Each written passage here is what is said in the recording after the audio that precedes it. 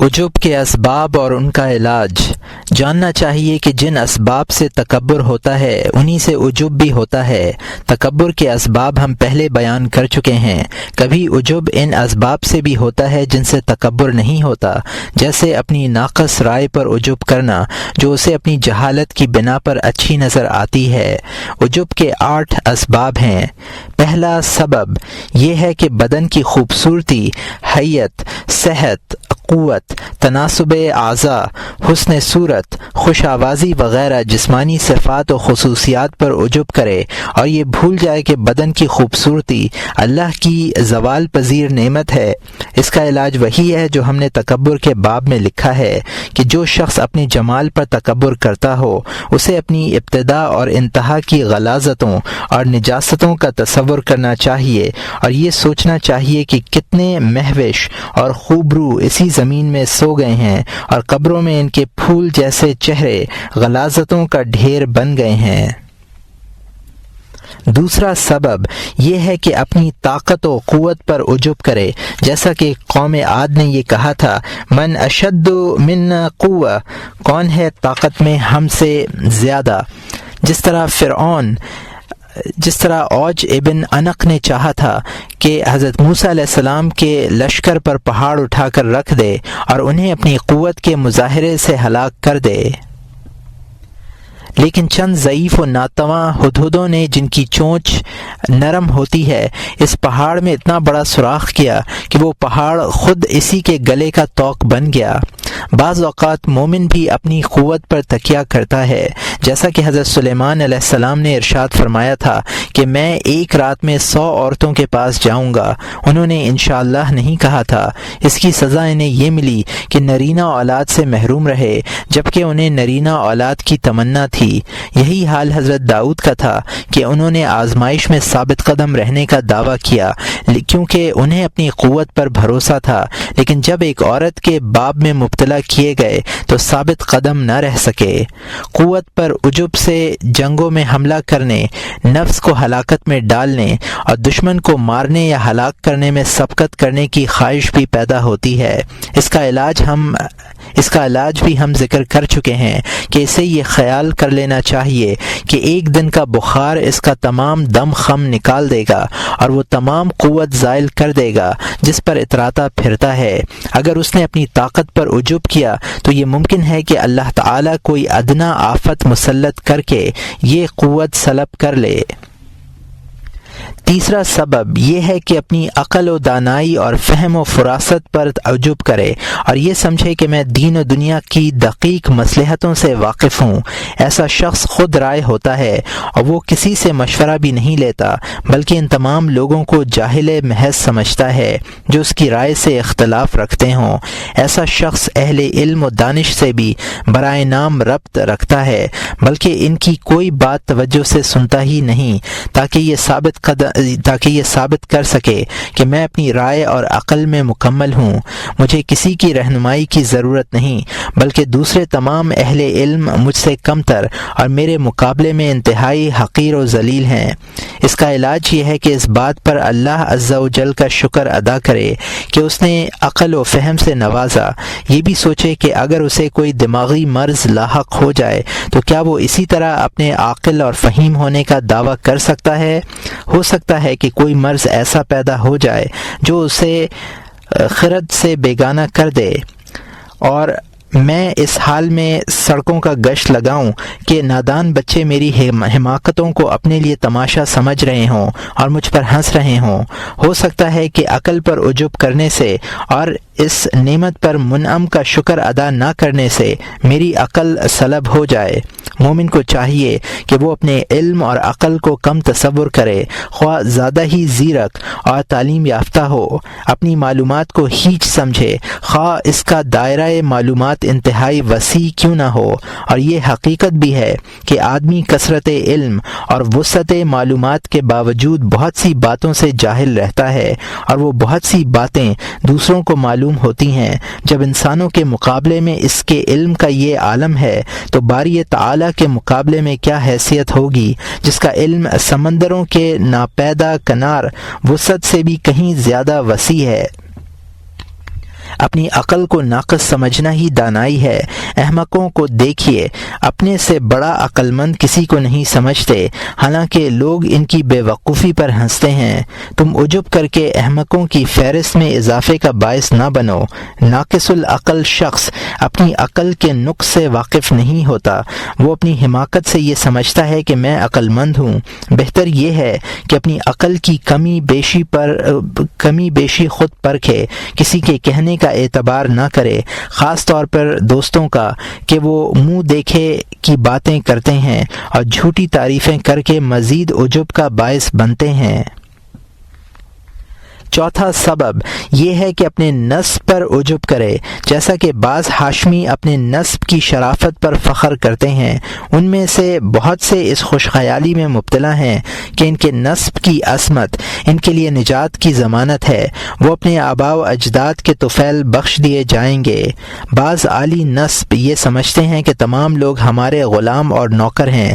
اس کا علاج یہ ہے کہ اس طرح سوچے کہ میں نے اپنے آباء و اجداد کی مخالفت کی اور نادانی سے یہ سمجھ بیٹھا کہ میں ان کے برابر ہو گیا، حالانکہ یہ میری حماقت ہے۔ میں ان کے برابر ان کی تقلید کر کے ہو سکتا ہوں، حالانکہ میں ان کے اتباع نہیں کرتا۔ کیا وہ عجب کیا کرتے تھے؟ ان میں عجب کہاں تھا؟ وہ لوگ تو سراپا انکسار تھے، خوف ان کی رگ و پے میں سمایا ہوا تھا۔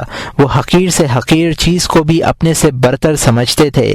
ان کا نفس خود ان کی نظروں میں حقیر و ذلیل تھا، حالانکہ وہ انتہائی بلند تھے، اپنے نسب کی وجہ سے نہیں بلکہ اپنے علم، اطاعت اور منکسر المزاجی جیسی عمدہ خصلتوں کی وجہ سے۔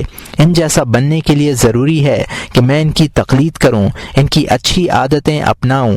اگر نسب شرافت یا نجات کا باعث ہوا کرتا تو وہ لوگ بھی شریف یا نجات یافتہ ہوتے جو ہمارے قبیلے سے تعلق رکھتے ہیں، لیکن ایمان کی دولت سے محروم رہنے کے باعث وہ لوگ ذلیل ہیں۔ اللہ کے نزدیک وہ کتے اور سور سے بھی برے ہیں۔ انسانی نسب کے بارے میں اللہ تعالیٰ کا ارشاد ہے، یا ایھا الناس انا خلقناکم من ذکر والانثی، پارہ نمبر 26، رکوع نمبر 14، آیت نمبر 13۔ اے لوگوں، ہم نے تم کو ایک مرد اور ایک عورت سے پیدا کیا ہے، یعنی تمہارے نسب میں کوئی فرق نہیں، سب کی اصل ایک ہے، سب مرد و عورت کے اختلاط سے پیدا ہوئے ہیں۔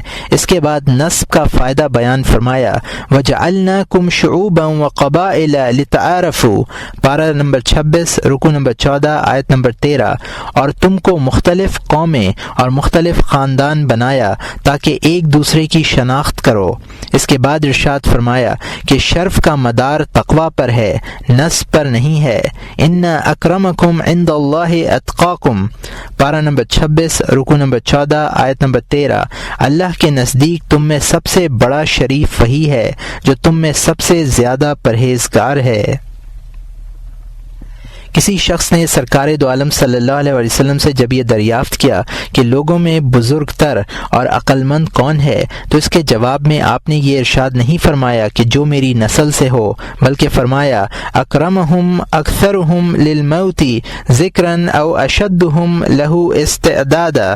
یہ ابن ماجہ کی حدیث ہے جس کو ابن عمر رضی اللہ عنہ نے روایت کیا ہے۔ لوگوں میں بزرگ تر وہ ہے جو موت کو زیادہ یاد کرتا ہے اور اس کے لیے زیادہ تیاری کرتا ہے۔ اس حدیث سے پہلے جو آیت مذکور ہوئی وہ فتح مکہ کے دن اس وقت نازل ہوئی جب مسجد حرام میں حضرت بلال رضی اللہ عنہ نے اذان دی اور حرس ابن حشام، سہیل ابن عروہ اور سہیل ابن عمر اور خالد ابن اسید نے کہا کہ کیا یہ سیاہ فام غلام اذان دے گا؟ اس پر یہ آیت نازل ہوئی کہ اللہ کے نزدیک شرف کا مدار تقوی پر ہے، کسی شخص کے سفید یا سیاہ روح ہونے پر نہیں ہے۔ رسول اکرم صلی اللہ علیہ وسلم نے ارشاد فرمایا، ان اللہ قد اذهب عنکم عیبۃ الجاہلیۃ ای کبرہا کلکم بنو آدم و آدم من تراب۔ یہ ابو داؤد اور ترمذی کی حدیث ہے جس کو ابو ہریرہ رضی اللہ عنہ نے روایت کیا ہے۔ اللہ تعالی نے تم سے جاہلیت کا عیب یعنی اس کا کبر دور کر دیا ہے، تم سب آدم کی اولاد ہو اور آدم مٹی سے پیدا ہوئے تھے۔ ایک مرتبہ سرکار دو عالم صلی اللہ علیہ وسلم نے ارشاد فرمایا، یا معشر قریش لا یاتی الناس یوم القیامہ بالاعمال وتأتون بالدنیا تحملونها على رقابکم تقولون یا محمد فاقول هكذا۔ یہ طبرانی کی حدیث ہے جس کو عمران ابن حسین رضی اللہ تعالیٰ عنہ نے روایت کیا ہے۔ اے گروہ قریش، لوگ قیامت کے روز اعمال لے کر نہیں آئیں گے، بلکہ تم اپنی گردنوں پر دنیا لاد کر لاؤ گے اور محمد پکارو گے، میں بھی ایسا ہی جواب دوں گا، یعنی تم سے رخ پھیر لوں گا۔ گویا آپ نے قریش پر یہ بات واضح کر دی کہ اگر وہ دنیا کی طرف مائل ہوئے تو قریش کا نسب ان کے لیے ذرا مفید نہ ہوگا۔ جب یہ آیت نازل ہوئی وَأَنذِرْ عَشِيرَتَكَ الْأَقْرَبِينَ، پارہ نمبر 19 رکوع نمبر 15 آیت نمبر 214، اور آپ سب سے پہلے اپنے نزدیک کے کنبے کو ڈرائیے، تو حضرت صلی اللہ علیہ وسلم نے تمام افراد کو ایک ایک کر کے پکارا، یہاں تک فرمایا، اے محمد کی بیٹی فاطمہ، اے عبد المطلب کی بیٹی اور محمد کی پھوپھی صفیہ، تم اپنے لیے عمل کرو، میں تمہیں اللہ کی پکڑ سے نہ بچا سکوں گا۔ اور یہ بخاری و مسلم کی حدیث ہے جس کو ابو ہریرہ رضی اللہ عنہ نے روایت کیا ہے۔ جو شخص ان حقائق سے واقف ہوگا اور یہ بات جانے گا کہ وہ اپنے تقوی کے بقدر معزز اور شریف ہے، نیز یہ کہ اس کے آباء و اجداد کی سرشت تواضع تھی، اگر میں نے تقوی و تواضع میں ان کی اقتدا کی تو صحیح، ورنہ میں خود اپنے عالی نسبی کے لیے ایک بدنما داغ اور اپنے آباء کی پیشانی پر کلنک کا ٹیکا ہوں، اور خود اپنی زبان حال سے اپنے نسب کو برا کہہ رہا ہوں، کیونکہ میں اچھے لوگوں کی طرف منسوب ہوں، لیکن تواضع، تقوی اور خشیت میں ان جیسا نہیں ہوں۔ اب اگر کوئی شخص یہ کہے کہ حضرت صلی اللہ علیہ وسلم نے حضرت فاطمہ رضی اللہ عنہ اور حضرت صفیہ رضی اللہ عنہ سے یہ بھی فرمایا تھا کہ تم دونوں کو مجھ سے قرابت ہے، اور یہ بخاری و مسلم کی حدیث ہے جس کو ابو ہریرہ رضی اللہ عنہ نے روایت کیا ہے، اور بنو سلیم کے متعلق فرمایا تھا کہ وہ میری شفاعت کی توقع رکھتے ہیں، کیا عبد المطلب اس کی توقع نہ کرے؟ اور یہ طبرانی اوسط کی حدیث ہے جس کو عبداللہ ابن جعفر رضی اللہ تعالیٰ عنہ نے روایت کیا ہے۔ ان دونوں روایتوں سے معلوم ہوتا ہے کہ سرکار دو عالم صلی اللہ علیہ وسلم اپنے قرابت داروں کی خاص طور پر شفاعت فرمائیں گے۔ اس لحاظ سے اگر بنو ہاشم یہ امید رکھیں کہ ان کا نسب ان کے لیے وسیلہ نجات بنے گا تو اس میں کیا قباحت ہے؟ اس کا جواب یہ ہے کہ ہر مسلمان حضرت صلی اللہ علیہ وسلم کی شفاعت کا امیدوار ہے۔ ہاشمی کو بھی شفاعت کا امیدوار رہنا چاہیے، بشرط یہ کہ وہ خدا کے غضب سے ڈرنے والا ہو۔ اگر کوئی شخص اللہ کے غضب میں مبتلا ہے تو پھر کسی کو اس کی شفاعت کی اجازت نہیں ہے۔ شفاعت کے لحاظ سے گناہ کی دو قسمیں۔ شفاعت کے اعتبار سے گناہ کی دو قسمیں ہیں۔ بعض گناہ وہ ہیں جو غضب الہی کا باعث ہوتے ہیں، ایسے گناہوں کی شفاعت کی اجازت نہیں ہوگی، اور بعض گناہ ایسے ہیں جو شفاعت کی وجہ سے معاف کر دیے جائیں گے، جیسے دنیاوی بادشاہوں کا معاملہ ہے۔ بعض خطائیں اور جرم ان کے غیظ و غضب کو اس طرح للکارتے ہیں کہ قریب سے قریب تر آدمی بھی ان کی سفارش کرتے ہوئے گھبراتا ہے۔ اسی طرح بادشاہ حقیقی کے یہاں بھی بعض گناہ شفاعت سے معاف نہیں کیے جائیں گے اور مجرمین کو سزا بھگتنی ہوگی۔ اللہ تعالیٰ کے ارشادات ہیں وَلَا يَشْفَعُونَ إِلَّا لِمَنِ ارْتَضَىٰ، پارہ نمبر 17 رکوع نمبر 2 آیت نمبر 29، اور بجز اس کے جس کے لیے خدا تعالیٰ کی مرضی ہو اور کسی کی سفارش نہیں کر سکتے۔ من ذا الذی یشفع عنده الا باذنہ، پارہ نمبر 3 رکوع نمبر 2 آیت نمبر 255۔ ایسا کون شخص ہے جو اس کے پاس کسی کی سفارش کر سکے اس کی اجازت کے بغیر؟ ولا تنفع الشفاعۃ عنده الا لمن اذن له، پارہ نمبر 22 رکوع نمبر 2 آیت نمبر 23۔ اور خدا کے سامنے کسی کی سفارش کسی کے لیے کام نہیں آتی مگر اس کے لیے جس کی نسبت وہ اجازت دے دے۔ معلوم ہوا کہ بعض گناہ ناقابل شفاعت ہیں، اس لیے انجام کا خوف ضروری ہے۔ اگر ہر گناہ میں شفاعت قابل قبول ہوتی تو آپ قریش کو اطاعت کا حکم نہ دیتے اور نہ آپ حضرت فاطمہ رضی اللہ عنہا کو معصیت سے منع فرماتے، بلکہ انہیں اجازت دیتے کہ وہ اپنی دنیاوی لذتوں کی تکمیل کے لیے شہوات کی اتباع کر سکتی ہیں۔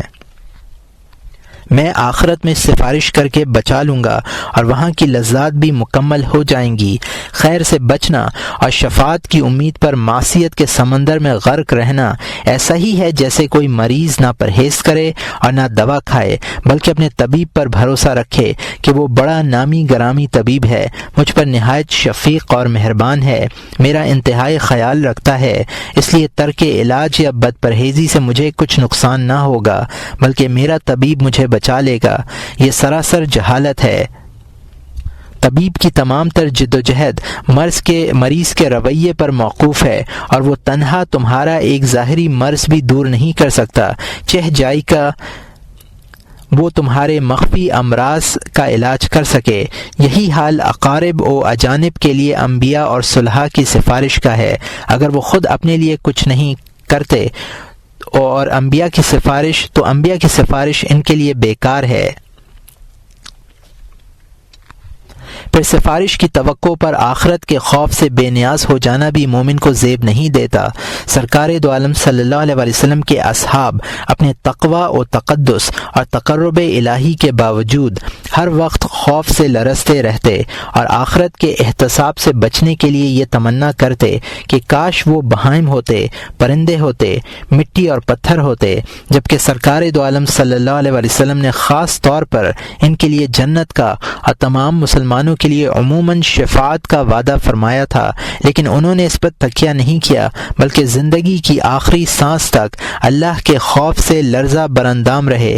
جب صحابہ کرام رضوان اللہ تعالی علیہم اجمعین کا عالم یہ ہے تو وہ لوگ کس طرح شفاعت پر تکیہ کرتے ہیں اور اعجاب نفس میں مبتلا ہیں، جنہیں نہ صحبت رسول میسر ہے اور نہ شفاعت رسول کا استحقاق ہے۔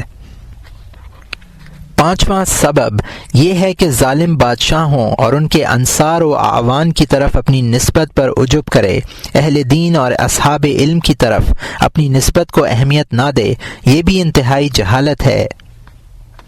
اس کا علاج یہ ہے کہ آدمی ان ظالم بادشاہوں اور ان کے معاونین کی رسوا کن حرکات پر نظر ڈالے اور یہ دیکھے کہ وہ اللہ کے بندوں پر کس طرح ظلم ڈھاتے ہیں اور کتنے شرمناک طریقے سے دین میں فساد برپا کرتے ہیں۔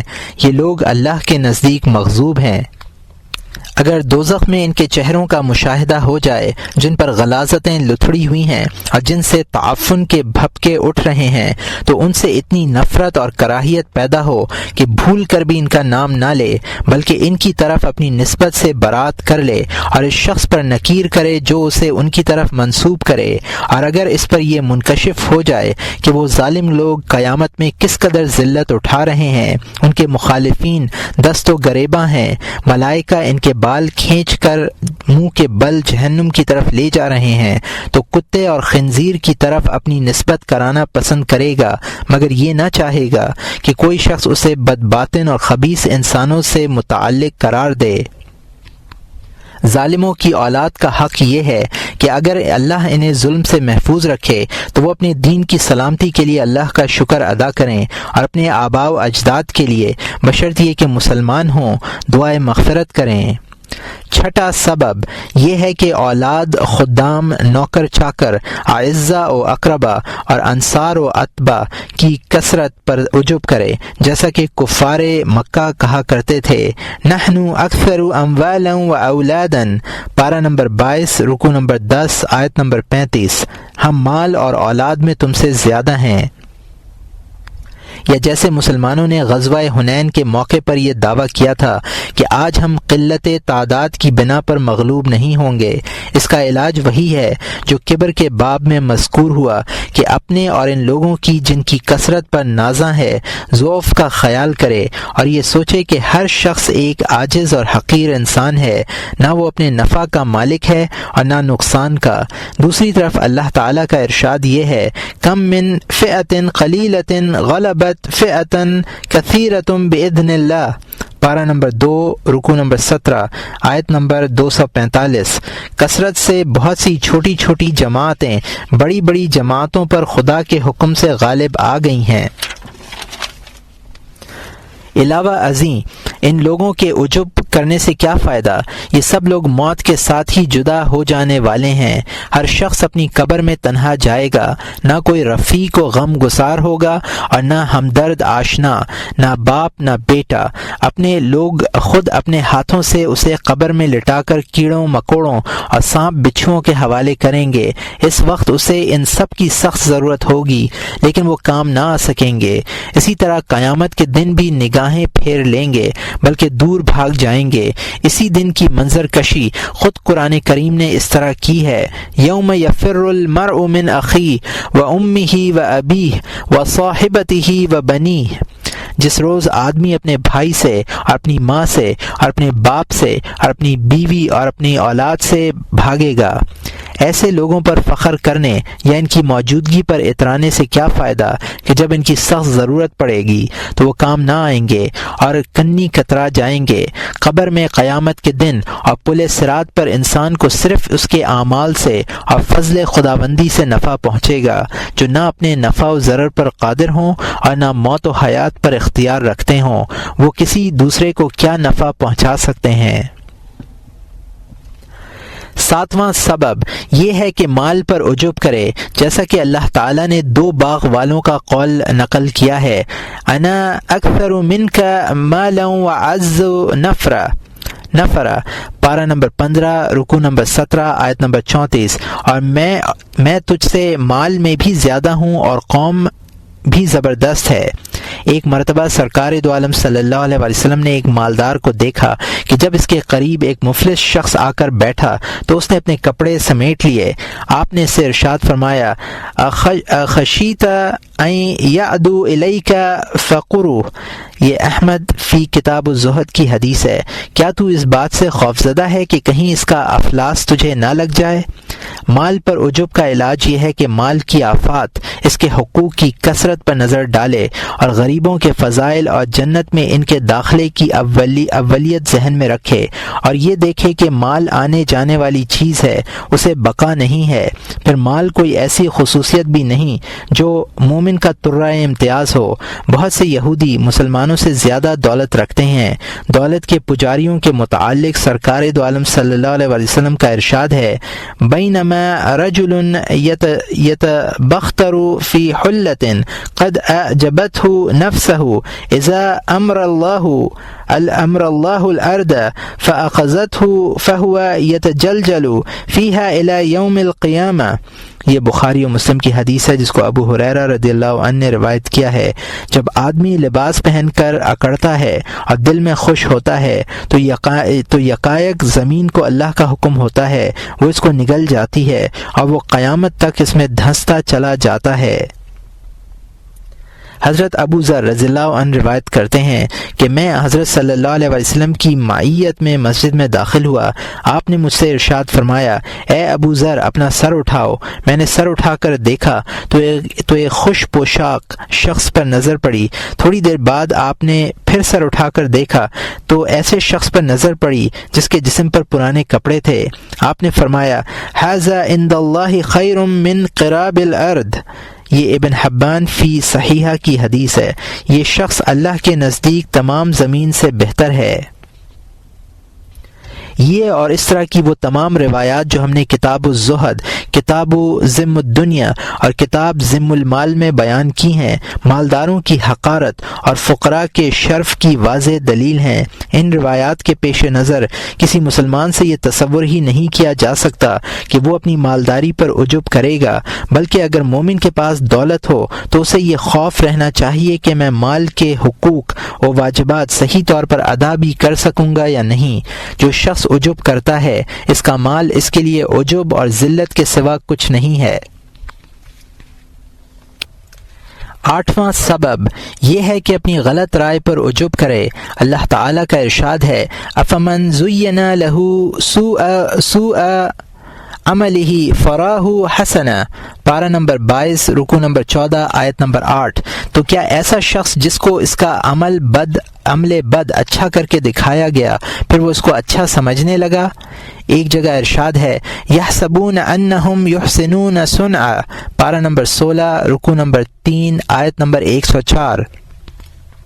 وہ لوگ اسی خیال میں ہیں کہ وہ اچھا کام کر رہے ہیں۔ سرکار دو عالم صلی اللہ علیہ وسلم نے عجب بالرائے کے متعلق ارشاد فرمایا کہ اس امت کے آخری دور میں رائے پر عجب کرنے کا رجحان غالب ہو جائے گا۔ اسی رجحان کی بدولت پچھلی قومیں ہلاک ہوئی ہیں کہ گروہ بندی میں مبتلا ہو گئیں۔ ہر امت کئی فرقوں میں تقسیم ہو گئی۔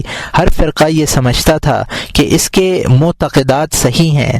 اور یہاں مترجم نے حاشیے میں لکھا ہے کہ یہ اشارہ ہے ابو داؤد و ترمذی کی اس روایت کا جو حضرت ابو ثعلبہ نے روایت کی ہے۔ ارشاد فرمایا، فَإِذَا رَأَيْتَ شُحًّا مُطَاعًا أَوْ هُوَ مُتْبِعًا وَأَعْجَبَ كُلَّ ذِي رَأْيٍ بِرَأْيِهِ فَعَلَيْكَ بِخَاصَّةِ نَفْسِكَ۔ اور یہاں مترجم کا حاشیہ ختم ہوتا ہے۔ تمام اہل بدعت و ضلالت اپنی بدعت اور ضلالت پر اس لیے مصر ہیں کہ وہ اپنی رائے پر عجب کرتے ہیں۔ بدعت پر عجب کرنے کے معنی یہ ہیں کہ آدمی اس عمل کو بہتر سمجھے جسے اس کی خواہش نے جنم دیا ہو اور اپنے خیال میں اس کو حق تصور کرے۔ اس طرح کے عجب کا علاج انتہائی دشوار ہے، اس لیے کہ غلط رائے رکھنے والا شخص اپنی رائے کی غلطی سے واقف نہیں ہے اور اس مرض کا علاج نہیں کیا جا سکتا جس سے واقفیت نہ ہو۔ جہالت ایک ایسی ہی بیماری ہے جس کی معرفت نہیں ہوئی، البتہ عارف جاہل کو اس کی غلطی پر مطلع کر سکتا ہے اور اس طرح اس کا مرض دور کرنے کا باعث بن سکتا ہے۔ لیکن اگر جاہل اپنی جہالت پر بھی نازاں ہو تو عارف بیچارہ کیا کرے گا؟ وہ عارف کی طرف متوجہ ہی نہیں ہوتا کہ اس کی بات سن کر اپنے مرض کا ازالہ کر سکے، بلکہ الٹا اسے متہم کرتا ہے۔ اللہ تعالیٰ نے اس پر ایک مصیبت مسلط کر دی ہے جو اسے ہلاک کرنے والی ہے اور وہ اسے نعمت سمجھ کر خوش ہوتا ہے۔ ظاہر ہے ایسے مرض کا علاج کس طرح ممکن ہے؟ جس چیز کو وہ اپنے لیے باعث سعادت سمجھتا ہے اس سے وہ نفرت کس طرح کر سکے گا؟ اس کا مجمل علاج یہ ہے کہ اپنی رائے کو ہمیشہ متہم سمجھے، یعنی یہ سمجھے کہ میری رائے غلط بھی ہو سکتی ہے۔ اپنی رائے کی صحت پر بھروسہ نہ کرے الا یہ قرآن و سنت سے کوئی قطعی دلیل اس کی صحت پر شاہد ہو یا کوئی ایسی دلیل ہو جو صحت کی تمام شرائط کو جامع ہو۔ پھر یہ بات بھی اپنی جگہ ہے کہ شریعت و عقل کے دلائل اور شرائط اور ان میں غلطی کے پوشیدہ امکانات سے واقفیت کے لیے کمال عقل، رسوخ علم، تحقیق و جستجو، قرآن و حدیث کے مسلسل مطالعے اور ندا کرے اور اہل علم کی مستقل صحبت، درس و تدریس کے دائمی مشغلے کی ضرورت ہے۔ اگر کوئی شخص ان تمام کے مسلسل مطالعے اور مذاکرے اور اہل علم کی مستقل صحبت، درس و تدریس کے دائمی مشغلے کی ضرورت ہے، اگر کوئی شخص ان تمام شرائط کا جامع بھی ہو تو تب بھی یہ امکان موجود ہے کہ وہ بعض امور میں غلطی نہ کر جائے۔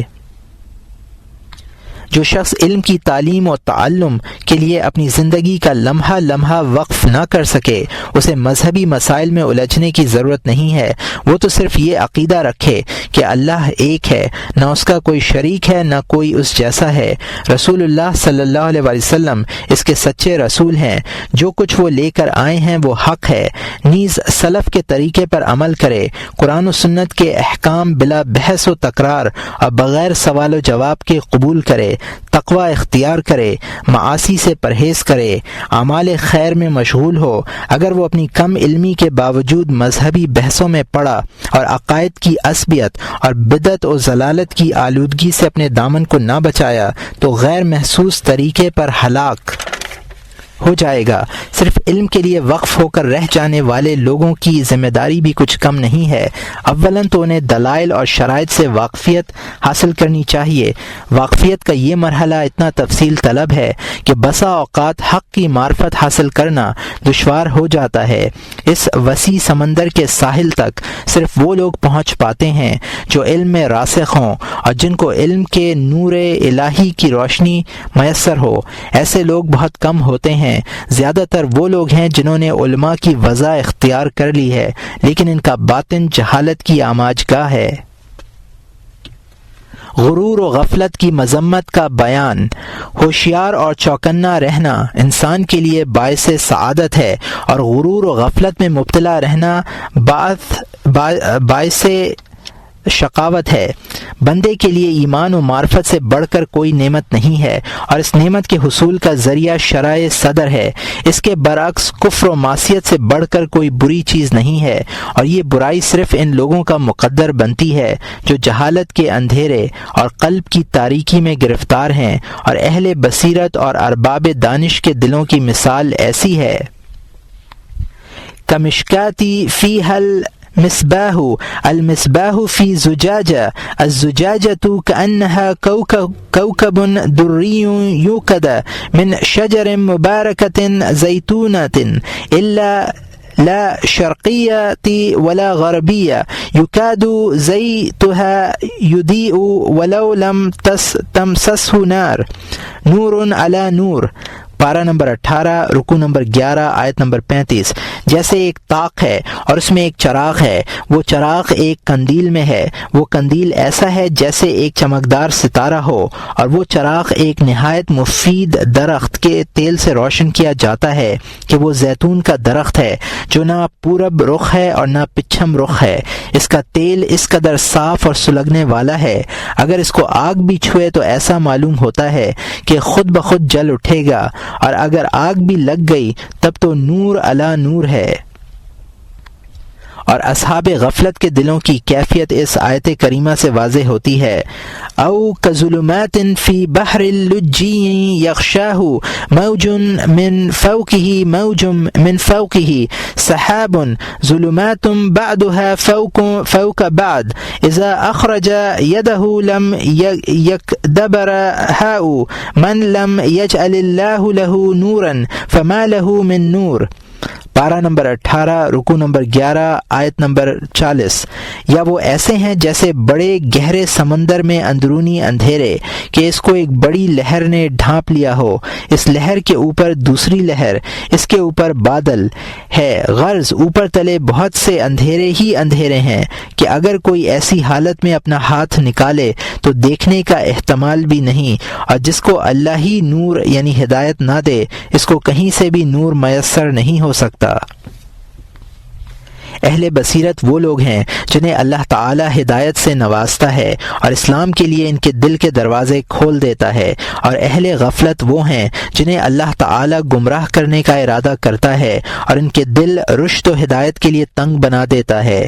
یہ وہ بدقسمت لوگ ہیں جن کے لیے در بصیرت واہ نہیں ہوتا، بلکہ وہ نفسانی خواہشات اور شیطانی افکار و خیالات کو اپنا قائد و رہبر سمجھتے ہیں۔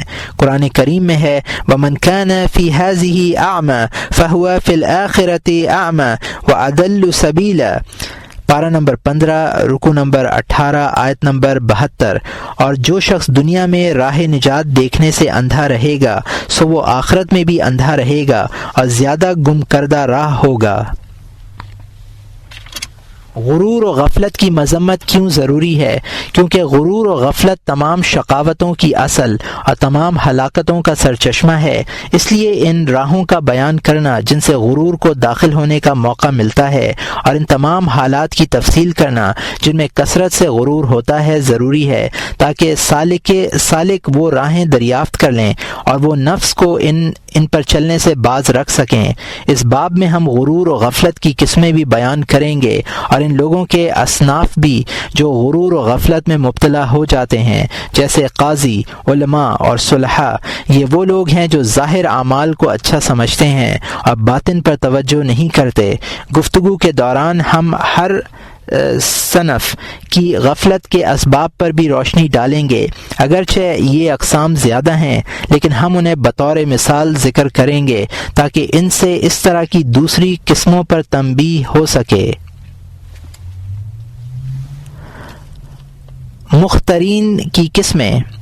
غرور و غفلت میں مبتلا ہونے والوں کے بہت سے فرقے ہیں، تاہم 4 فرقے ان تمام کو جامع ہیں۔ ایک فرقہ علماء اور دوسرا فرقہ زاہدین، تیسرا فرقہ صوفیاء اور چوتھا فرقہ رؤوسا۔ باقی تمام فرقے انہی 4 فرقوں سے بنتے ہیں۔ پھر ان فرقوں کے غرور و غفلت کے اسباب بھی مختلف ہیں۔ مثال کے طور پر بعض لوگ منکرات کو معروفات سمجھتے ہیں، جیسے مسجدوں کا سجانا جھکانا وغیرہ۔ بعض لوگ اپنے اعمال میں یہ تمیز نہیں کر پاتے کہ ان کا کون سا عمل خود ان کے نفس کے لیے ہے اور کون سا خالص اللہ کے لیے ہے، جیسے واعظین کے دل میں قبول و جاہ کی خواہش ہوتی ہے اور زبان پر یہ دعویٰ کہ ہم صرف اللہ کی خوشنودی کے لیے یہ کار خیر انجام دے رہے ہیں۔ بعض لوگ اہم کو چھوڑ کر غیر اہم میں مشغول ہو جاتے ہیں، جیسے فرض چھوڑ کر نفل پڑھنا یا نماز میں مخارج حروف پر دھیان دینا اور ارکان نماز سے غفلت برتنا۔ اس طرح کے بے شمار اسباب ہیں۔ یہ تمام اسباب پوری وضاحت کے ساتھ اسی وقت سامنے آئیں گے جب ہم ہر فرقے کا الگ الگ جائزہ لیں گے، لیکن اس سے پہلے ہم غرور و غفلت کی مذمت پر روشنی ڈالتے ہیں۔ اس کے بعد غرور و غفلت کی تعریف کریں گے اور مثالوں کے ذریعے اس کی حقیقت ظاہر کریں گے۔ غرور کی مذمت اور اس کی حقیقت مثالوں کی روشنی میں قرآن کریم کی یہ آیتیں غرور کی مذمت کے لیے کافی ہیں۔ فَلَا تَغُرَّنَّكُمُ الْحَيَاةُ الدُّنْيَا وَلَا يَغُرَّنَّكُمْ بِاللَّهِ الْغُرُورُ۔ پارہ نمبر 21 رکوع نمبر 30 آیت نمبر 33۔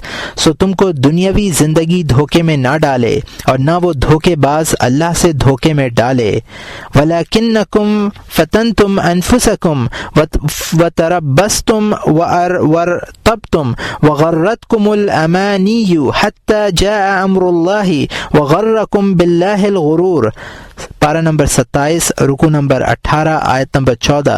لیکن تم نے اپنے آپ کو گمراہی میں پھنسا رکھا تھا اور تم منتظر رہا کرتے تھے اور شک رکھتے تھے، اور تم کو تمہاری بیہودہ تمناؤں نے دھوکے میں ڈال رکھا تھا، یہاں تک کہ تم پر خدا کا حکم آ پہنچا اور تم کو دھوکہ دینے والے نے اللہ کے ساتھ دھوکے میں ڈال رکھا تھا۔ حدیث شریف میں ارباب بصیرت اور اہل غفلت کا موازنہ ان الفاظ میں کیا گیا ہے۔ حبذ نوم الأكياس وفطرهم كيف يغبنون سهر الحمق واجتهادهم ولمثقال ذرة من صاحب التقوى ويقين أفضل من ملاء الأرض من المعترين۔ یہ ابن ابی دنیا کی حدیث ہے جس کو ابو درداء رضی اللہ تعالیٰ عنہ نے روایت کیا ہے۔ کتنی اچھی ہے عقل مندوں کی نیند اور ان کا افطار، کیسے ناقص کرتے ہیں بے وقوفوں کی بیداری اور کوشش کو۔ صاحب تقوی و یقین کا ذرہ برابر مخترین کے زمین بھر کے عمل سے بہتر ہے۔ ایک حدیث میں ہے الکیس من دان نفسه وعمل لما بعد الموت والاحمق من اتبع نفسه هواها وتمنى على الله۔ یہ ترمذی اور ابن ماجہ کی حدیث ہے جس کو شداد ابن اوس رضی اللہ تعالی عنہ نے روایت کیا ہے۔ عقل مند وہ ہے جو اپنے نفس کو ذلیل رکھے اور موت کے بعد کی زندگی کے لیے عمل کرے، اور احمق وہ ہے جو نفس کی خواہشات نفس کو خواہشات کا پیروکار بنائے اور اللہ سے مغفرت کا متمنی رہے۔ علم کی فضیلت اور جہل کی مذمت میں جو کچھ آیات و روایات وارد ہیں وہ سب غرور و غفلت کی مذمت پر بھی دلیل ہیں، کیونکہ غرور جہالت ہی کی ایک قسم ہے۔ جہالت کے معنی یہ ہیں کہ آدمی کسی چیز کو اس کی حقیقت کے برخلاف جانے۔ اگرچہ غرور جہالت ہے مگر ہر جہالت غرور نہیں ہے، بلکہ غرور کے لیے مغرور اور مغرور فیہ اور مغرور بہ کا ہونا بھی ضروری ہے۔ چنانچہ اگر کسی شخص کے معتقدات اس کی نفسانی خواہشات کے مطابق ہوں اور وہ ان کی صحت کے لیے مشتبہ دلائل اور فاسد خیالات کا سہارا لے رہا ہو، جبکہ وہ دلائل حقیقت میں دلائل نہ ہو، تو ان خیالی دلائل کے ذریعے جو جہل حاصل ہوتا ہے اسے غرور کہا جائے گا۔ اس کا مطلب یہ ہے غرور اس خیال کو کہتے ہیں جو شیطان کے شبے یا فریب کے باعث دل میں راسخ ہو جائے اور وہ خواہش نفس کے مطابق ہو۔ اس طرح ہر وہ شخص مغرور کہلائے گا جو کسی فاسد شبے کی بنا پر یہ خیال کرتا ہے کہ میں اب خیر کے راستے پر ہوں یا مستقبل میں خیر کی راہوں پر چلوں گا۔ اکثر لوگوں کا یہی حال ہے کہ وہ اپنے آپ کو خیر پر سمجھتے ہیں حالانکہ وہ غلطی پر ہوتے ہیں۔ اس طرح اکثر لوگ مغرور ہیں، اگرچہ ان کی اصناف اور غرور کے اسباب مختلف ہیں۔ بعض کا غرور بہت زیادہ واضح اور نمایاں ہوتا ہے، جیسے کفار اور فساق و فجار کا غرور۔ ان دونوں کا غرور سخت تر ہے۔ ان دونوں کے غرور کی شدت اور فرق ذیل کی مثالوں سے واضح ہوگا۔ پہلی مثال، اس کا تعلق کفار کے غرور سے ہے۔ ان میں سے بعض وہ ہیں جنہیں دنیا کی زندگی نے مغرور بنا رکھا ہے اور بعض وہ ہیں جنہیں شیطان نے مغرور بنایا ہے۔ وہ لوگ جنہیں دنیاوی زندگی نے مغرور بنایا ہے یہ کہتے ہیں کہ نقد ادھار سے بہتر ہے، دنیا نقد ہے اور آخرت ادھار، اس لیے دنیا ہی اختیار کرنی چاہیے۔ پھر دنیا یقینی ہے اور آخرت موہوم ہے، اور یقین شک سے بہتر ہوتا ہے۔ موہوم پر یقین کو ترجیح حاصل ہے۔ ہم شک کی خاطر یقین ترک نہیں کر سکتے۔ یہ تمام دلائل شیطانی وسوسوں کے مشابہ ہیں۔ شیطان نے بھی اسی طرح کے خیالات کی بنیاد پر یہ دعویٰ کیا تھا، انا خیر منہ خلقتنی من نار وخلقتہ من طین، پارہ نمبر 23 رکوع نمبر 14 آیت نمبر 76۔ میں آدم سے بہتر ہوں، آپ نے مجھ کو آگ سے پیدا کیا ہے اور اس کو خاک سے پیدا کیا ہے۔ آخرت پر دنیا کو ترجیح دینے والوں کے متعلق اللہ تعالیٰ کا ارشاد ہے، اولئک الذین اشتروا الحیاۃ الدنیا بالآخرۃ فلا یخفف عنہم العذاب ولا هم ینصرون، پارہ نمبر 1 رکوع نمبر 10 آیت نمبر 86۔ یہ وہ لوگ ہیں کہ انہوں نے دنیاوی زندگی کو لے لیا ہے آخرت کے عوض میں، سو نہ تو ان کو سزا میں تخفیف کی جائے گی اور نہ کوئی ان کی طرفداری کرنے پائے گا۔ اس طرح کے غرور کا علاج یا تو ایمان کی صداقت سے ہوتا ہے یا دلیل و حجت سے۔ تصدیق ایمان سے علاج کی یہ صورت ہے کہ اللہ تعالیٰ کے ان ارشادات کی تصدیق کرے، ما عندکم ینفد ما عند اللہ باق، پارہ نمبر 14 رکوع نمبر 19 آیت نمبر 96۔ اور جو کچھ تمہارے پاس ہے وہ ختم ہو جائے گا اور جو کچھ اللہ کے پاس ہے وہ دائمی رہے گا۔ اور یہاں مترجم نے حاشیے میں لکھا ہے کہ سنن میں یہ روایت مذکور ہے کہ انصار نے کسی دلیل کے بغیر آپ کے دست حق پر بیعت کی۔ حضرت جابر رضی اللہ تعالیٰ عنہ اس کے راوی ہیں، اور یہاں مترجم کا حاشیہ ختم ہوتا ہے۔ وما عند اللہ خیر، پارہ نمبر 20 رکوع نمبر 9 آیت نمبر 60۔ اور جو کچھ اللہ کے یہاں ہے وہ بدرجہ اس سے بہتر ہے اور ہمیشہ باقی رہنے والا ہے۔ والآخرۃ خیر وابقی، حالانکہ آخرت بدرجہ بہتر اور پائیدار ہے، پارہ نمبر 30 رکوع نمبر 12 آیت نمبر 17۔ وما الحیاۃ الدنیا الا متاع الغرور، پارہ نمبر 4 رکوع نمبر 10 آیت نمبر 185۔ اور دنیاوی زندگی تو کچھ بھی نہیں، صرف دھوکے کا سودا ہے۔ فلا تغرنکم الحیاۃ الدنیا، پارہ نمبر 3 رکوع نمبر 13 آیت نمبر 33، سو تم کو دنیاوی زندگی دھوکے میں نہ ڈالے۔ سرکار دو عالم صلی اللہ علیہ وسلم نے کفار کے بہت سے گروہوں کو اس زندگی کی ناپائیداری اور آخرت کی زندگی کی بقا و دوام کی خبر دی تو انہوں نے آپ کی تقلید کی، آپ کے لائے ہوئے پیغام کی تصدیق کی، آپ پر ایمان لائے اور آپ سے کسی دلیل یا برہان کا مطالبہ نہیں کیا۔ بعض لوگ ایسے بھی تھے جو یہ کہا کرتے تھے کہ ہم آپ سے اللہ کی قسم دے کر پوچھتے ہیں کیا آپ اللہ کے رسول ہیں؟ آپ فرماتے ہاں۔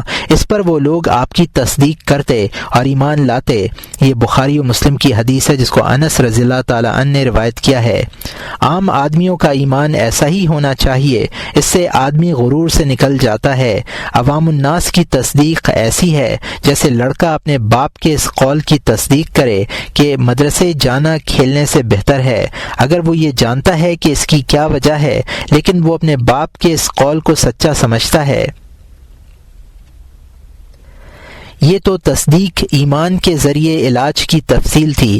دلیل و برہان کے ذریعے علاج کا حاصل یہ ہے کہ اس قیاس کے فساد کی وجہ معلوم کرے جو شیطان نے اس کے دل میں جما دیا ہے، کیونکہ ہر مغرور کے غرور کا ایک سبب ہوتا ہے اور وہی سبب اس غرور کی دلیل ہوتا ہے، اور ہر دلیل ایک نوع کا قیاس ہے جو دل میں پیدا ہوتا ہے اور اس کے سکون کا باعث ہوتا ہے، اگرچہ اسے اس کا احساس نہ ہو کہ اس کے دل میں کسی طرح کا کوئی قیاس موجود ہے، اور نہ وہ اس قیاس کو پڑھے لکھے لوگوں کی طرح الفاظ کے پیرائے میں بیان کرنے پر قادر ہو۔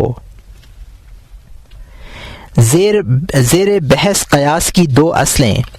اس قیاس کی جو کفار کے دل میں پیدا ہوتا ہے دو اصلیں ہیں، ایک تو یہ کہ دنیا نقد ہے اور آخرت ادھار، اور دوسری اصل یہ ہے کہ نقد ادھار سے بنسبت بہتر ہے۔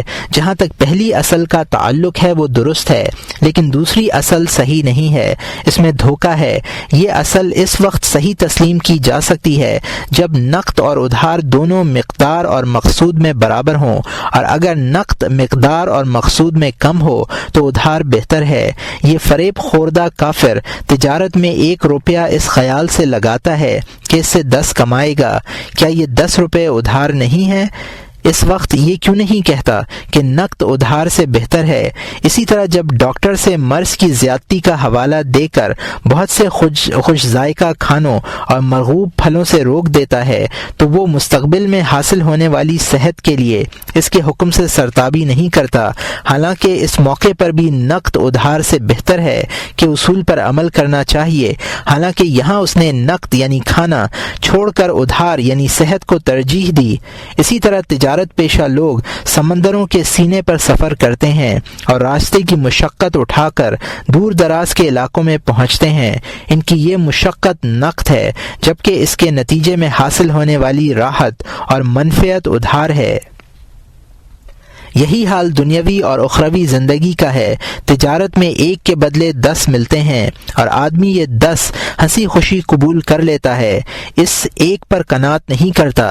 دنیاوی زندگی کی مدت کا موازنہ کیا جائے تو معلوم ہوگا کہ دنیا کی مدت انتہائی مختصر ہے، اس لیے کہ انسان کی زیادہ سے زیادہ عمر 100 برس ہے، اور یہ 100 برس آخرت کی زندگی کے کروڑواں حصہ بھی نہیں ہے۔ اب اگر کوئی دنیا کی ایک چیز چھوڑتا ہے تو گویا اس کے عوض کروڑوں چیزیں حاصل کرنے کا ارادہ رکھتا ہے، تو یہ مقدار کی بات ہے، اور اگر دونوں کی کیفیت کا موازنہ کیا جائے تو بھی بہت زیادہ فرق ہے۔ دنیا کی لذت، کدورت، رنج اور مصیبت سے خالی نہیں ہے، جبکہ آخرت کی تمام نعمتیں اور لذتیں پاک و صاف ہیں، نہ ان میں کدورت ہے اور نہ رنج و مصیبت۔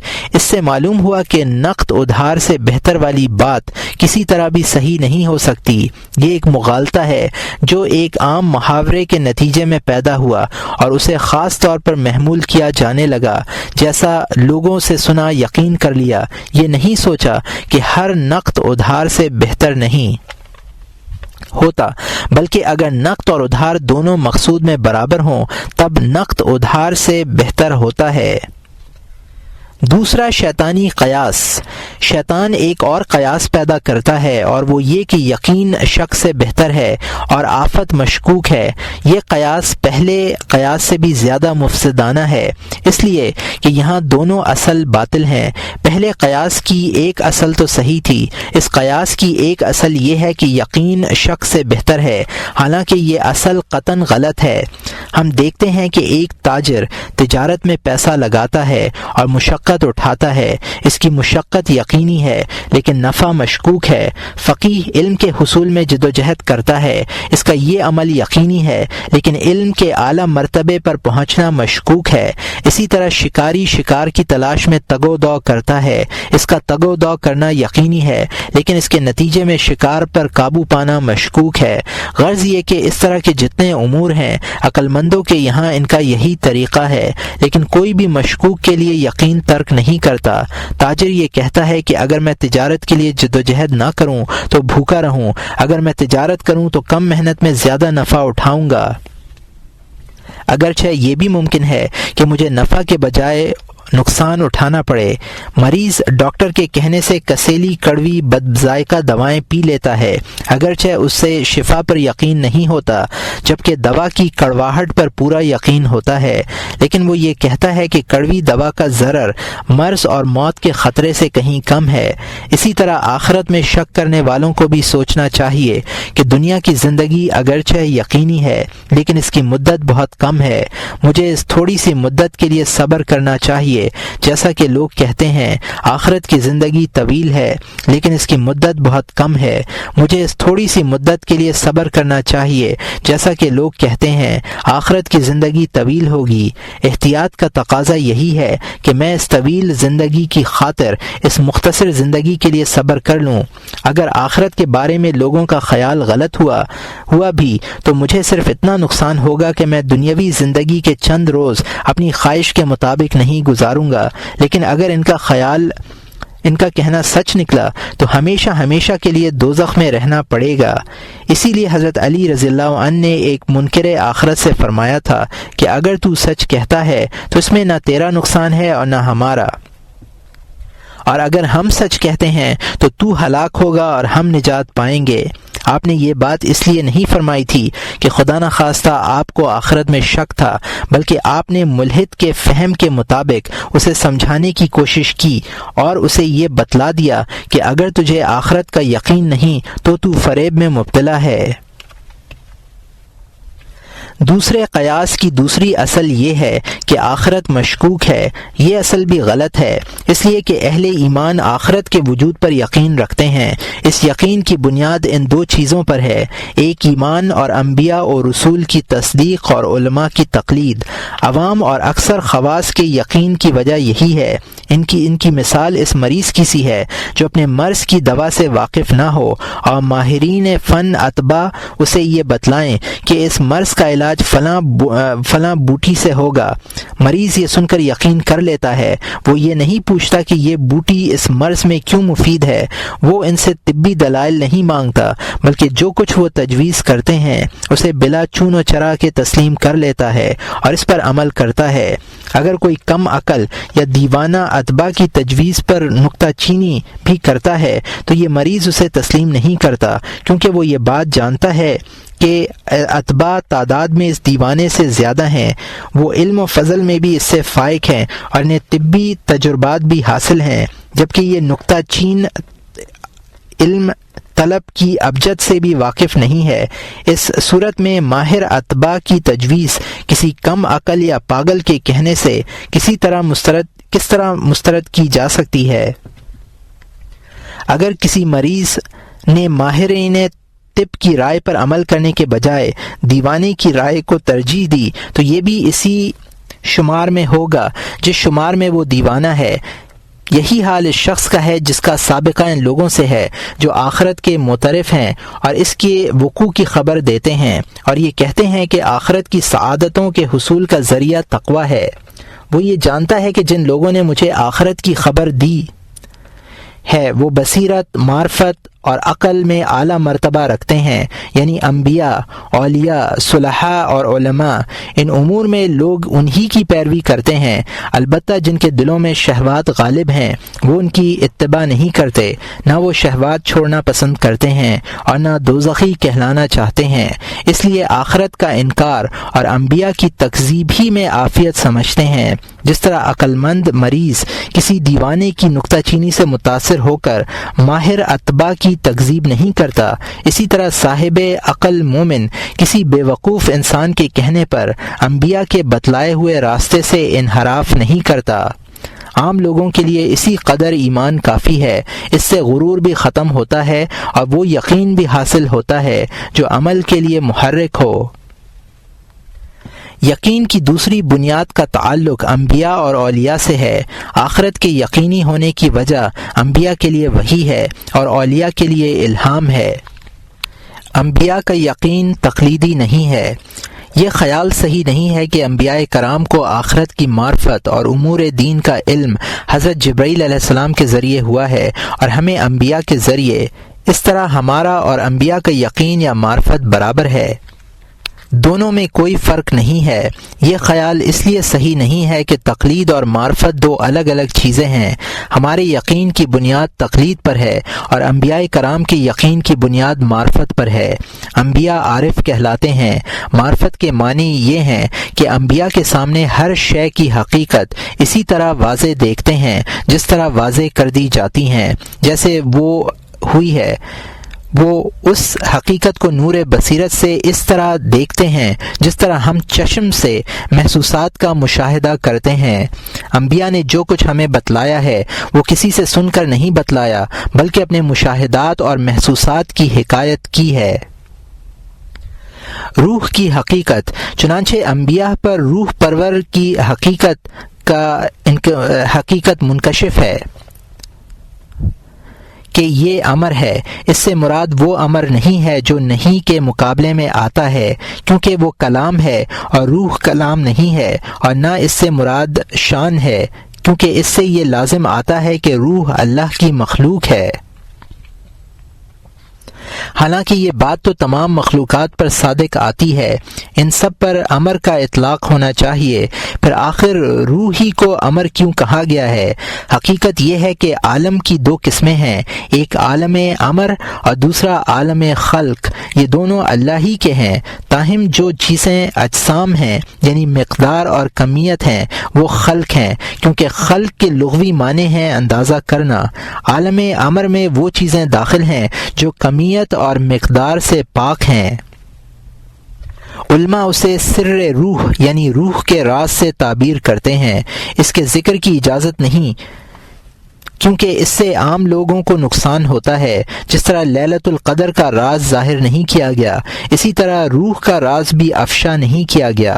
جو شخص روح کی معرفت حاصل کر لیتا ہے اور نفس کو پہچان لیتا ہے، وہ اپنے رب کی معرفت حاصل کر لیتا ہے، اور جب آدمی کو نفس اور رب دونوں کی معرفت حاصل ہو جاتی ہے تو یہ جان لیتا ہے کہ روح اپنی طبع اور سرشت کے لحاظ سے ایک امر ربانی ہے۔ عالم جسمانی میں اس کا وجود ایک امر عجیب ہے۔ یہ عمل اس کی طبیعت کا تقاضا نہیں ہے، بلکہ ایک عارضی امر ہے، جیسا کہ یہ عارضی امر حضرت آدم علیہ السلام کے ساتھ پیش آیا اور معصیت کہلایا، اور جس کی بنا پر انہیں جنت سے نکال کر زمین پر بھیجا گیا، حالانکہ جنت ان کی ذات کے مقتضی کے مطابق انہی کے شایان شان تھی، کیونکہ جنت قرب الہی کا مظہر ہے اور آدم علیہ السلام روح کے اعتبار سے ایک امر ربانی تھے، اس لیے امر ربانی کا میلان قرب الہی کے مظہر کی طرف فطری ہے، الا یہ کہ کوئی عارضی امر اس کا رخ پھیر دے۔ جب اس عالم خلق کا کوئی امر عارضی اس کو مقتضائے طبع سے منحرف کر دیتا ہے تو آدمی کو نہ اپنے نفس کی پہچان رہتی ہے اور نہ اپنے رب کی۔ ایسے لوگوں سے کہا جاتا ہے وَلَا تَكُونُوا كَالَّذِينَ نَسُوا اللَّهَ فَأَنسَاهُمْ أَنفُسَهُمْ أُولَئِكَ هُمُ الْفَاسِقُونَ، پارہ نمبر 28 رکوع نمبر 6 آیت نمبر 19۔ اور تم لوگوں کی طرح مت ہو جنہوں نے اللہ سے بے پرواہی کی، سو اللہ نے خود ان کی جان سے ان کو بے پرواہ بنا دیا، یہی لوگ نافرمان ہیں۔ فسق کے معنی۔ فاسقین سے مراد یہاں وہ لوگ ہیں جو اپنے طبائع کے تقاضوں سے دور ہو گئے، کیونکہ لغت میں فسق کے معنی ہیں کسی چیز کا اپنی حد طبعی سے تجاوز کرنا۔ اہل عرب کہتے ہیں فقط رتبت انکماء مہا، یعنی کھجور اپنی فطری معدن سے نکل گئی۔ یہ ان رازہائے سربستہ کی طرف معمولی اشارے ہیں۔ ان پھولوں کی خوشبو سے صرف عارفین ہی لطف اندوز ہوتے ہیں، کم ہمت لوگ ان سے محروم رہتے ہیں، بلکہ اس طرح کی لطیف باتیں سن کر انہیں بخار آتا ہے اور ان شاداب پھولوں سے اس طرح دور بھاگتے ہیں جس طرح گوبر کا کیڑا گلاب کی خوشبو سے دور بھاگتا ہے۔ ان کی نگاہیں کمزور ان اسرار کے نور کی متحمل نہیں ہیں، جس طرح سورج کی کرنیں چمگادڑوں کو برداشت نہیں ہوتیں۔ قلب پر عالم ملکوت کے انکشاف کو معرفت کہتے ہیں، اور معرفت و ولایت ہم معنی ہیں۔ جس پر عالم ملکوت کے دروازے واہ ہو جاتے ہیں وہ عارف اور ولی کہلاتا ہے۔ معرفت انبیاء کے مقامات کا نقطۂ آغاز ہے، اولیاء اس نقطے پر اپنے درجات کی انتہا کرتے ہیں۔ مقصد کی طرف واپسی۔ اس ضمنی بحث کے بعد ہم پھر اصل بحث کی طرف رجوع کرتے ہیں۔ گفتگو کا موضوع یہ تھا کہ شیطان کا یہ فریب کہ آخرت مشکوک ہے، یا تو یقین تقلیدی سے دور کرنا چاہیے یا بصیرت اور مشاہدہ باطن سے۔ آج کے مسلمانوں کی حالت۔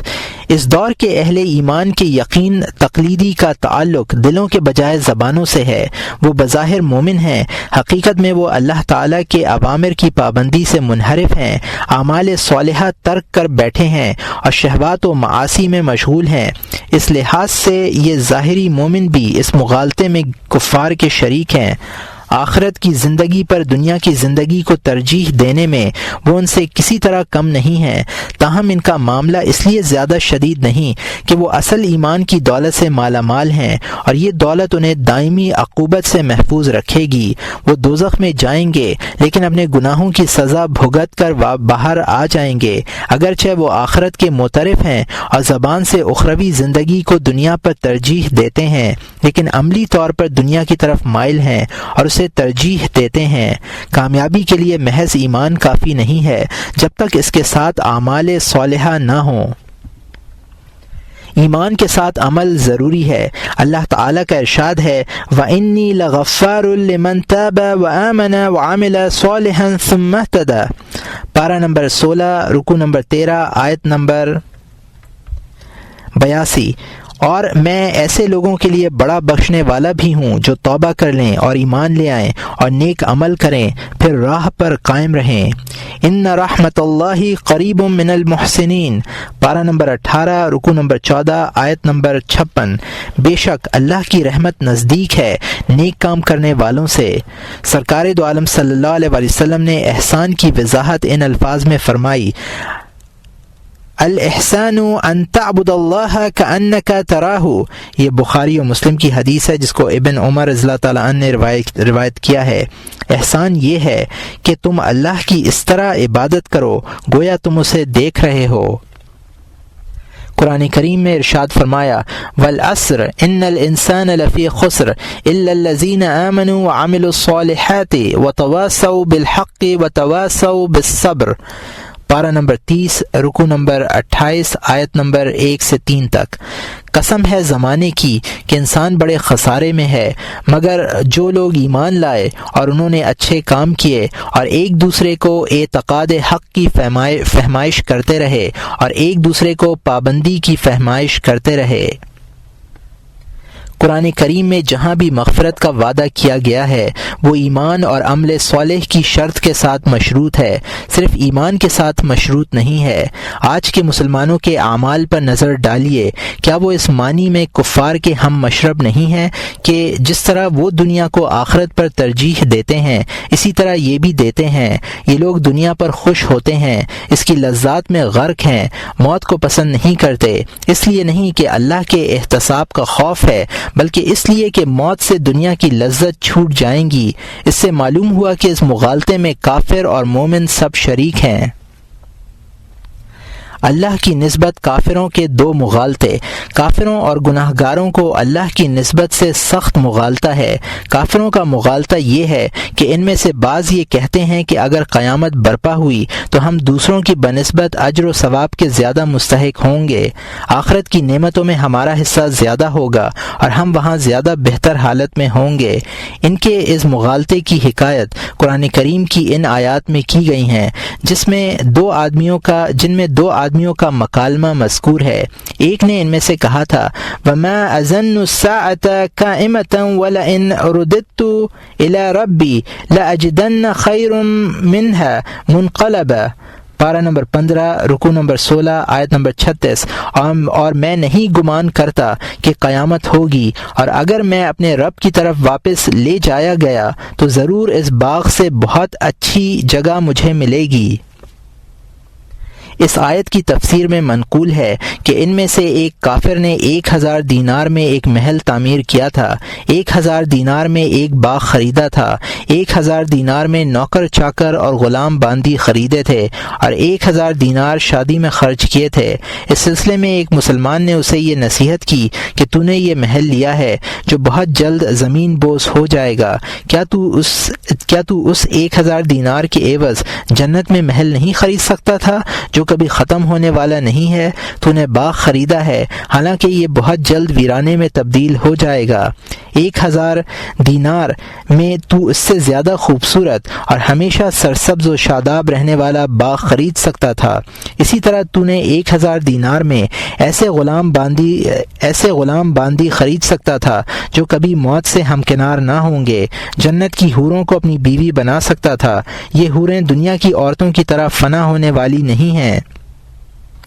مومن کی ہر بات کے جواب میں وہ شخص یہ کہتا ارے میاں وہاں کچھ نہیں ہے، یہ سب کہنے کی باتیں ہیں، اور اگر میں تمہاری یہ بات مان بھی لوں کہ مرنے کے بعد جس دنیا میں رہنا ہوگا وہاں عالی شان محل ہوں گے، سرسبز و شاداب باغیچے ہوں گے، خوبصورت حوریں اور کنیزیں ہوں گی، تو میرے خیال میں مجھے وہاں یہاں سے کچھ زیادہ ہی ملے گا۔ اسی طرح اللہ تعالیٰ نے عاص ابن وائل کا یہ قول بھی نقل فرمایا ہے، وہ کہا کرتا تھا لا تین مالا وولدا، پارہ نمبر 16 رکوع نمبر 8 آیت نمبر 77، مجھ کو مال اور اولاد ملیں گے۔ اس کے جواب میں اللہ تعالیٰ نے ارشاد فرمایا اطلع الغیب ام اتخذ عند الرحمن عہدا کلا، پارہ نمبر 16 رکوع نمبر 8 آیت نمبر 78 اور 79۔ کیا یہ شخص غیب پر مطلع ہو گیا ہے یا اس نے اللہ تعالی سے کوئی عہد لے لیا ہے؟ خباب ابن الارت کہتے ہیں کہ عاص ابن وائل میرا مقروض تھا، میں اپنے قرض کا تقاضا کرنے کے لیے اس کے پاس گیا، اس نے میرا قرض ادا نہیں کیا۔ میں نے اس سے کہا کہ اگر تو نے میرا قرض ادا نہ کیا تو میں آخرت میں وصول کر لوں گا۔ وہ کہنے لگا آخرت میں جب بھی میرے پاس مال ہوگا میں وہاں جا کر تیرا قرض ادا کر دوں گا۔ اس پر یہ آیت کریمہ نازل ہوئی اور یہ بخاری و مسلم میں ہے۔ بھلا آپ نے اس شخص کو بھی دیکھا جو ہماری آیتوں کے ساتھ کفر کرتا ہے اور کہتا ہے کہ مجھ کو مال اور اولاد ملیں گے؟ ایک جگہ ارشاد فرمایا وَلَئِنْ أَذَقْنَاهُ رَحْمَةً مِنَّا مِنْ بَعْدِ ضَرَّاءَ مَسَّتْهُ لَيَقُولَنَّ هَذَا لِي وَمَا أَظُنُّ السَّاعَةَ قَائِمَةً وَلَئِنْ رُجِعْتُ إِلَى رَبِّي إِنَّ لِي عِنْدَهُ لَلْحُسْنَى، پارہ نمبر 25 رکوع نمبر 1 آیت نمبر 49۔ اور اگر ہم اس کو کسی تکلیف کے بعد جو اس پر واقع ہوئی تھی اپنی مہربانی کا مزہ چکھا دیتے ہیں تو کہتا ہے یہ تو میرے لیے ہونا ہی چاہیے تھا اور میں قیامت کو آنے والا خیال نہیں کرتا، اور اگر میں اپنے رب کے پاس پہنچایا بھی گیا تو میرے لیے اس کے پاس بھی بہتری ہے۔